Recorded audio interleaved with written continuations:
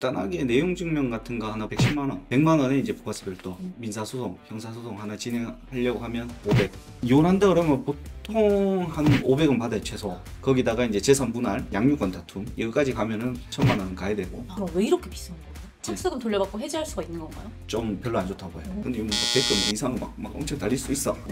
달아.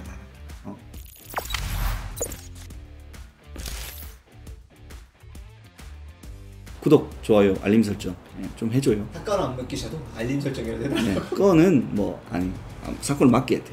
네.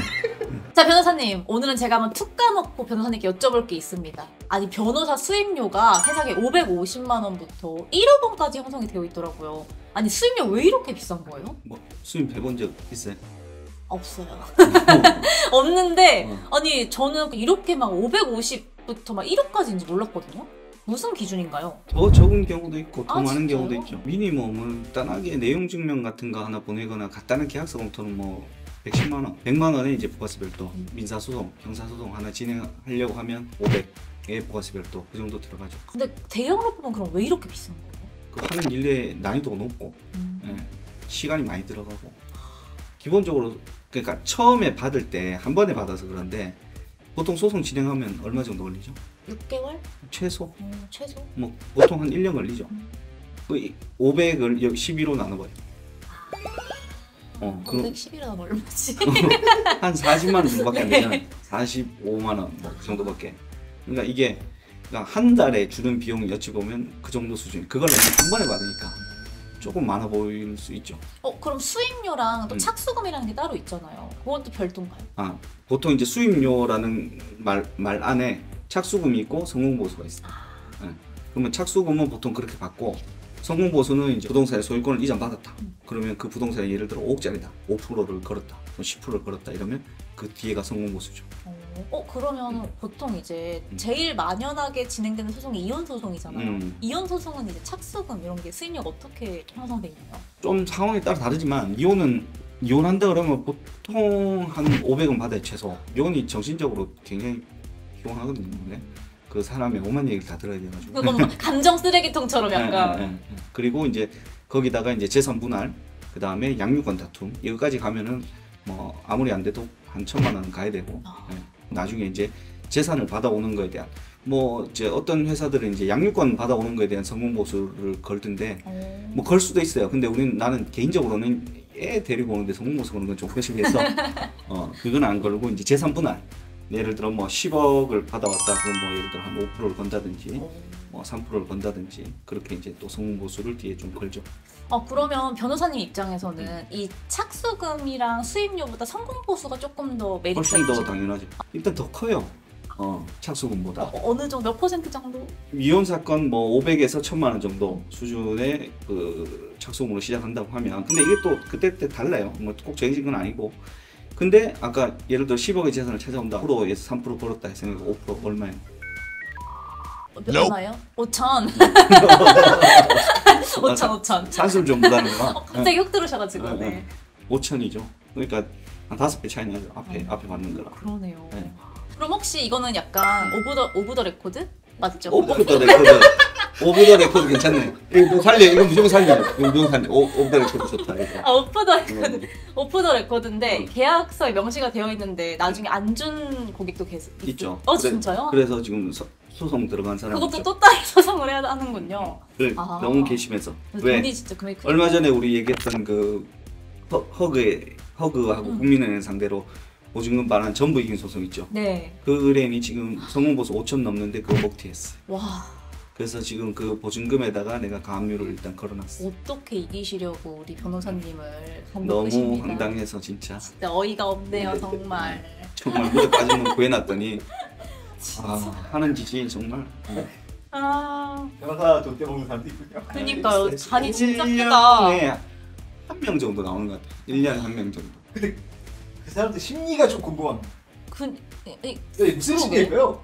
그러니까 이제 이런 좀 잘못된 생각에 빠져 있을 때가 있어요. 어쨌든 계약을 다 했는데 그때는 내가 지금 이런 상황이 올 거라는 걸 알았으면 내가 계약을 조금 더 짜게 할 걸 이런 생각을 가졌나 봐. 성공보수 말고 착수금으로 줄 거야. 뭐 좀 앞에 좀 더 주고. 네. 이제 실제로 그런 일이 다 이루어지고 나니 아까운 거지. 그래 이게 아까운 못 거야. 찾을 돈이라 생각했을 때는 어. 얼마라도 더 주고 이기고 그렇지. 싶었는데 아. 내 돈이 딱 되니까 네. 이제. 그거를 심지어 내가 이자까지 다 계산하고 나니까 원래 받을 돈보다 1억 이상을 더 받게 됐어. 그러니까요. 근데 거기서 나한테 한 5천 정도 떼주는 거야. 이게 너무 우리 금액을 대놓고 이렇게 얘기해도 그래서 이제 그게 아까운 거죠. 쉽게 말해서 이제. 그럼 또 이제 우리 의뢰인의 입장에서는 음. 착수금이 좀 낮으면 변호사가 신경을 안 써줄까 봐 걱정하는 의뢰인들도 많잖아요. 네. 어떠세요, 변호사님 입장에서는? 그러니까 왜 착수금 적게 줘요? 항상 우리 의뢰인들한테 하는 얘기가 나는 여러분들 대신해서 전장에 나가 싸우는 장수인데 장수한테 쌀을 적게 주면 군자금 적게 주면 내가 배가 고파가지고 싸움을 하겠냐? 아니 여기 우리 PD님이 준 대본은 정확히는 착수금만 보고 일하진 않아요. 적혀 있는데. 네. 아니 실제로는 뭐 일단 나도 계약을 체결하는 거잖아 의뢰인하고 내가 이제 그러니까 의뢰인의 사정도 보죠. 의뢰인 또 얘기할 때 그럼 알겠어요. 그러면 뭐 좀 적게 받더라도 그럼 나중에 좀 많이 이제 이렇게 잘 되면 합시다. 그렇게 정하는 경우도 있고 진짜 이것밖에 어쩔 수가 없다. 제발 이거 한 번만 도와달라라고 하면 그냥 그렇게 하는 경우도 많이 있어요. 와. 근데 그걸 이용하면 안 돼요. 그렇죠. 변호사님 매눈이신데. 네, 네. 또 저는 의뢰인의 입장에서 궁금한 게 이게 개인 변호사 사무실이 있고 또 대형 로펌이 있잖아요. 어떤 차이가 있나요? 혹시 뭐 대형 로펌을 가면 또 뭐 비싼 대신에 성공할 확률이 높다든지. 꼭 이제 숫자가 많은 게 중요한 게 아니라 내 사건을 몇 명이서 봐주느냐가 중요해요. 그러니까 대형 로펌이라고 해서 갔는데 실제로는 내 사건을 한 명밖에 안 봐줘. 그러면 대형 로펌이 아닌 거죠. 그래서 우리는 보통 이제 기본적으로 한 사건에 최소 2명이에요.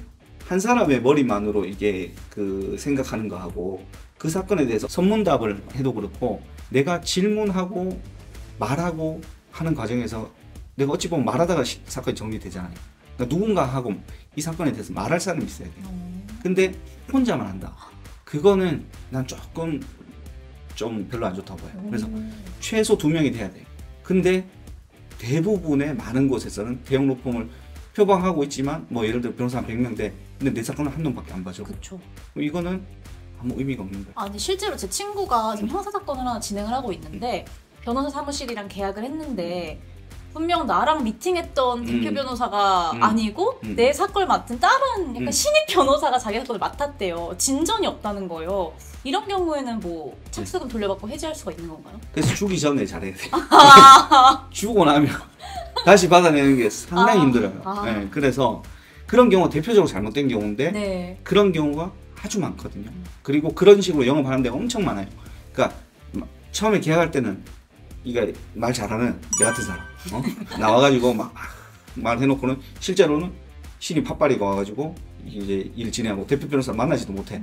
그러니까 이거는 결국에는 2명 이상이 진행하는 게 아니에요. 네. 그 다음에 그 대표가 또는 이 사건을 아냐 모르냐 얘기 몇 마디만 해보면 알아요.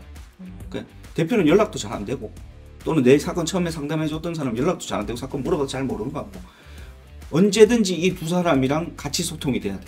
그게 아니고 무조건 한쪽만 소통이 나오고 이게 안 된다 이러면 처음에 이 상담했던 사람은 아예 이 사건을 모르는 거예요. 항상 얘기하는 거지만 뭐 좋은 걸 고르는 것보다 최악은 피해야 되잖아요. 맞아요. 내 상담한 사람과 실제 사건 진행하는 사람이 다르다. 이거는 그냥 빨리 치워버려야 돼요. 근데 그걸 모르잖아요. 시작하기 전에. 그거 물어봐도 되나요? 물어봐도 돼요. 변호사님 진짜요? 직접 하시나요? 이렇게? 네. 근데 실제로 여쭤보신 의뢰인이 있으세요? 예, 있어요. 그럼- 직접 진행해달라고 얘기하는 사람이 있어요. 왜냐하면 그런데 당하고 와서. 아. 그런데 당하고 와서 사건이 배려버린 경우가 있기 때문에 그래서 항소심 진행할 때는 무조건 제가 꼭 진행해달라고 하는 경우가 있어요. 그럼 당연히 그렇게 하고 대신 우리는 무조건 2명이잖아요. 무조건 2명. 그러니까 2명보다 더 많이 붙기는 힘든데 네. 그거 쉽지 않아요. 또 그 인력에다. 근데 최소한 어쨌든 한 사건에 2명은 인벌브가 돼야 돼요. 네. 두 번째는 변호사가 아닌 사람이 나와서 상담하는 경우. 네. 상담실장 이런 건가요? 사무장. 네. 사무장이라고 표현하는 그거 무조건 피해야 돼요. 근데 모르잖아요, 의뢰인. 아니 명함을 받은 이상 변호사가 아닌데 변호사 명함을 쓰면 그건 바로 철컹철컹 하는 거니까 그렇게 안 쓰거든요. 보통은 이제 무슨 뭐 사무장 아니면 뭐 실장, 국장 뭐 이런 식으로 표현이 돼 있거든요. 그런 식의 사람이 나와서 상담하는 것은 무조건 피해야 됩니다. 근데 그런 데가 있나요? 안 해요. 그래. 절반 이상 절반 이상. 그래요? 왜? 변호사들 말 잘 못하거든. 네. 공부만 오래 하고 그러면 내가 검사했어, 내가 판사했어, 또 변호사만 오래 했어. 말 잘할 것 같아요? 아니. 그렇든 기본적으로 사회화가 덜 돼 있어요. 말을 잘 못해. 아 그러면은 착수금이 낮다 그래서 좋은 변호사는 아닌 거고 오히려 착수금이 싼 게 비지떡인 경우가 많아요. 기본적으로 너무 돈을 적게 주는 것도 그 돈 먹고 뒤에 성공 보수도 없다. 그러면 이제 먹튀의 가능성이 있다. 아주 크다. 돈은 적게 주고 일은 많이 해주길 바란다. 이거 완전히 잘못된 생각이거든요. 저것도 그래요. 그러니까 처음에 단위가 500, 뭐 1000 이렇게 들어가서 그렇지 그게 1년으로 나누면 그렇게 큰 금액이 아닐 수 있다. 근데 이거 뭐 댓글 이상 막 엄청 달릴 수 있어. 달아. 뭐 그렇다. 그리고 연락이 잘 되는 사람. 아 그게 진짜 중요해요. 중요하다. 변호사하고 직접 다이렉트로 연락이 돼야 돼. 변호사 연락이 잘 안 되고 사무장하고만 이야기해야 되고 어떤 직원하고만 이야기해야 되면 그건 문제가 있어요.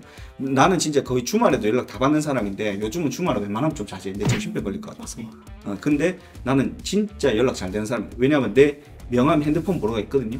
근데 내 명함에 핸드폰 번호가 없는 변호사도 또 약간 기피 대상일 수 있어. 명함에 02만 적혀 있어. 02. 임마하고 연락하는 게 쉽지 않겠구나 이런 생각을 해야지. 되게 꿀팁. 그러면 착수금 받기 전에 변호사한테 연락해도 되나요? 저희는 상담료를 기본적으로 어느 정도 받으니까 상담료에 따른 뭐 거기 책임을 어느 정도 설명을 해줘야죠. 그러면 그런 분들 상담료를 내고 돌아갔는데 계속 전화를 하시고 물어보는 거예요. 변호사님 지금 이 상황에서 이렇게 진전이 됐어요. 어떻게 해야 돼요? 막 이런 처음에 한두 번 알려줍니다. 알려주고 나서 이제 3번, 4번 온다 이제 적당히 적당히 해야 돼요. 손 안 대고 코 풀려고 하시는 분들. 그러면 수임료가 높으면 그럼 좋은 거겠네요? 아니죠. 높아도 먹튀하는 놈도 많으니까. 맞아.